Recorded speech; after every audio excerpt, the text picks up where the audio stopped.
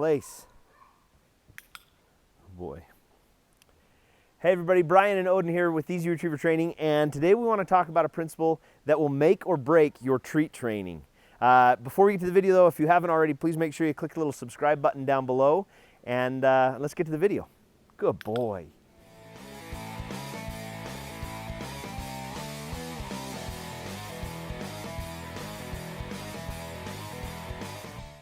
Okay, so one of the first concerns people have when it comes to training a dog with treats is, how am I going to get my dog to obey when I don't have treats?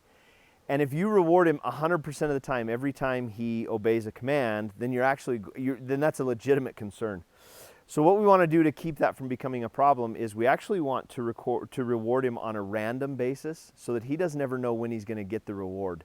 And the reason that is because the anticipation of the reward actually fires up the brain in your dog more than even receiving the reward does. And so let me kind of show you what that's going to look like. Good boy, Odin, come. Okay, so the first thing we want to talk about is just this idea of random rewards and not rewarding every time. If you're working with a young puppy, one of the ways to transition to this random reward idea is to start with 75% of the time he gets a reward, then cut that back to 50% of the time, then cut it back to only 25% of the time, and then just do fine-tuning after that. And how long, almost everybody will ask, well, how long should I spend? That really depends on your dog. It depends on what you're doing. But let me kind of show you what that looks like. We're going to work just 3 commands with Odin here. He's wandering around. We're going to work come, sit, and place. And I'm going to just watch how often I reward him. I'm going to give him the clicker just to keep his attention, but watch how often I actually give him the reward.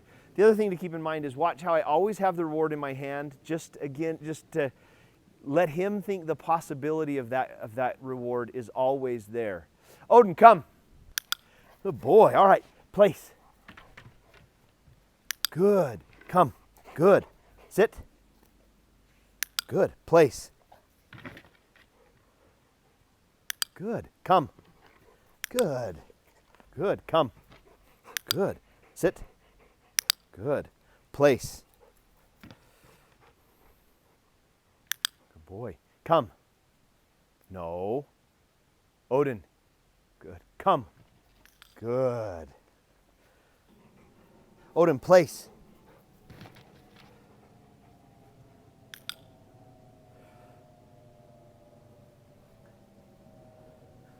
Good. Odin, come. Good. Place.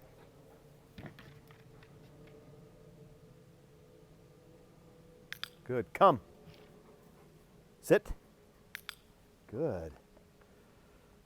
So that's kind of what it looks like. It really is just, it's kind of this principle. It just kind of, every once in a while, just keep your dog guessing as to whether or not this is going to be the time.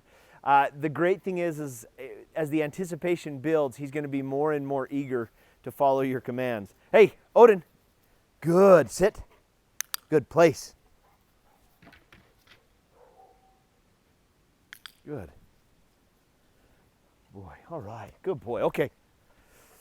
Okay, so that's kind of what it looks like. Now, the science behind it, I'm not really much of a scientist, but the idea behind this is very similar to a slot machine. That random reward actually, it actually gets the anticipation, the pleasure center in the brain so amped up that the reality is almost winning is actually better than winning in some people's minds, and it's that way in our dogs' minds. And so it's associated really closely with gambling addictions and everything like that. Now, take a gambling addiction. We want our dogs addicted to being obedient. And so we're going to employ some of the same measures and some of the same practices that casinos use to get people addicted to gambling. And to take that analogy to an extreme, we want to talk about what I call the jackpot reward. Every once in a while, you want to give your dog a reward that he's going to be over the moon for. This is the jackpot. This is all the bells and the whistles. This is getting everyone's attention. And you can use just about anything you want. I like these little, these are the CESAR. This one's a sirloin flavored. I like them because I can put them in my pocket. My dog goes ape for them. And every once in a while, I'm just going to throw down a big jackpot reward for him being obedient. So now, just like before, let me show you kind of what that looks like. All right, come on. Okay, now what we want to talk about is the idea of the jackpot reward. And like I say, I like these little pouches because you can put them in your pocket and they're not too messy. They're easy to get out. This will crank up, you will have your dog's attention every time that you've got one of these in your hand, especially after you've given it to him once or twice. And again, the idea, this isn't something you do every single day. I think a package of these is like $10. I'll put some links to my favorite ones down in the below. But the idea is just do it every so often so that you're kind of to keep him wondering, so that he knows that that potential is out there, just like every time you pull the arm on the slot machine. Oh boy, Odin, come. Good, sit. Hey, sit. Good, place. Good, come. Good, sit. Good, place. Good, come. Good boy. Good boy, place. See, he knows it's out there and he's just kind of just waiting. He's faster to the place board than before, faster to me, faster to sit. Odin, come. Good, sit. Good, place. Sit. Oh. No, place. No, place. Hey, no. Hey, come on, place. Odin, come. Good boy. Good boy. All right, Odin, place.